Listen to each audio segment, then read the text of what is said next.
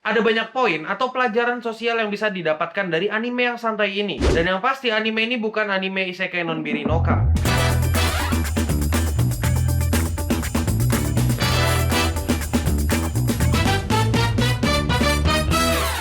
Jadi hari ini aku mau ngebicarain anime yang menurutku sederhana tapi penuh dengan makna. Dan mungkin kalian juga mengalaminya. Judul animenya adalah Kimi wa Hokago Insomnia atau Insomniac After School. Kenapa aku mau ngebahas anime ini? Sederhana, karena anime ini jarang dibahas sama orang. Dan menurutku agak sayang kalau nggak aku bahas. Jadi ayo kita jadikan ini sebagai bahan diskusi. Anime ini menceritakan tentang dua orang yang bernama Magari dan Akami. Mereka berdua punya satu kesamaan, yaitu tidak bisa tidur di malam hari. Karena mereka nggak bisa tidur di malam hari, akhirnya mereka mau nggak mau tidur pas pagi harinya di sekolah. Dan kebetulan mereka menemukan satu ruangan yang dihindari oleh semua orang di sekolah. Karena katanya ruangan itu angker, dan jadilah mereka berdua tidur di sana. Emang apa sih yang diceritakan oleh anime ini? Ayo kita bahas lebih dalam. Pada dasarnya, anime ini menceritakan tentang apa itu normal dan ketakutan manusia. Nakami punya ketakutan tentang kehidupan sekolahnya, dan dia takut dianggap tidak normal dari kacamata masyarakat umum. Ketika dia tidak bisa tidur di malam hari, dia berpikir, apa itu normal? Apa karena dia nggak punya banyak teman di sekolah, dia dianggap nggak normal? Apa hanya karena dia nggak bisa tidur di malam hari, makanya dia dianggap nggak normal? Kalau kau tanya ke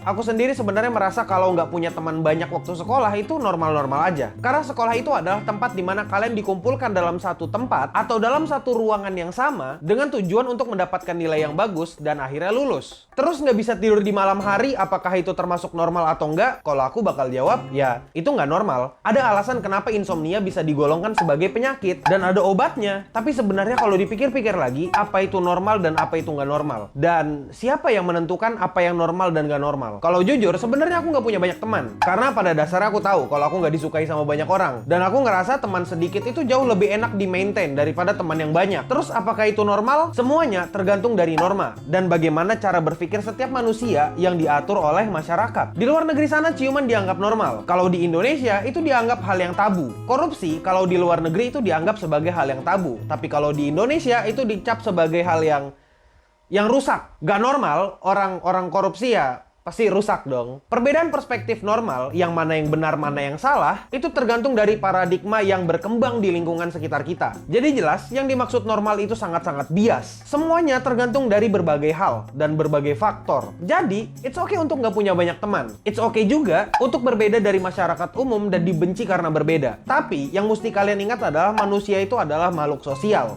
Dan manusia itu saling membutuhkan satu sama lainnya. Dan jangan lupa untuk evaluasi diri, biar sesuai dengan masyarakat. Sebenarnya untuk masalah normal dan gak normal tadi, banyak yang masih mau ku bahas dan mau ku pikirkan. Kalau kau mau, kau bisa datang ke live stream dan kita bisa bahas itu. Tapi untuk mempersingkat videonya, aku bakal ke hal selanjutnya. Hal yang ku overthinkingin dari anime ini. Dan yang ku overthinkingin itu adalah takutnya manusia dengan kematian. Di anime ini, Magari diceritakan kalau dia punya masalah jantung sejak kecil. Bahkan dia menjalani operasi untuk membuat jantungnya bekerja semestinya. Dan akhirnya setelah operasi, jantungnya Magari berdetak lebih lambat dibandingkan orang lain. Yang membuat Magari mengalami insomnia adalah dia takut kalau saat dia tidur, jantungnya akan berhenti berdetak. Dan akhirnya dia meninggal tanpa meninggalkan apapun. Aku pribadi jujur nggak takut dengan kematian. Karena kodratnya perjalanan manusia itu pasti berakhir dengan kematian. Tapi yang kutakutkan adalah ketika kematian sudah dekat dan menjemput, aku belum bisa melakukan hal yang ku mau. Dan aku takut untuk dilupakan gitu aja. Sebagai manusia, jelas kita punya tujuan hidup dan cita-cita. Apa yang mau kita capai, apa yang mau kita lakukan, dan apa yang mau kita tinggalkan. Bayangkan ketika kau mati, kau belum melakukan apapun, dan kau nggak meninggalkan apapun di dunia ini. Pasti ujung-ujungnya bakal ada penyesalan. Sebelum aku berakhir, aku mau dikenal sebagai orang yang membangkitkan diskusi atau memantik diskusi. Dan juga, aku mau membuat orang lain berpikir dengan sudut pandang yang luas. Coba komentar di bawah, apa cita-cita kalian dan apa upaya yang kalian lakukan. Aku tahu emang ini kedengeran cringe, karena aku juga ngerasa cringe. Tapi menurutku nggak masalah. Setidaknya, kita punya tujuan hidup dan memenuhi kewajiban kita. Yang perlu kita ingat adalah setiap awal pasti ada akhirnya. Setiap yang bernyawa pasti akan mati di ujungnya. Jadi tugas kita adalah untuk hidup sebahagia mungkin,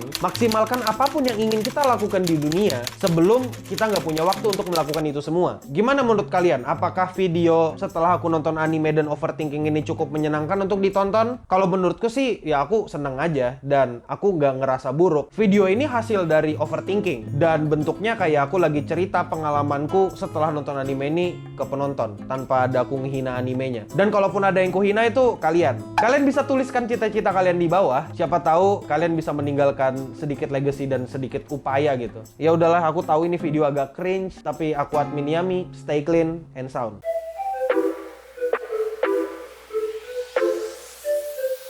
Bang, tapi gua nihilis bang. Gua nihilis yang tidak mau punya cita-cita. Gua ngerasa hidup itu nggak ada artinya. Ya itu kan kau, bukan orang lain.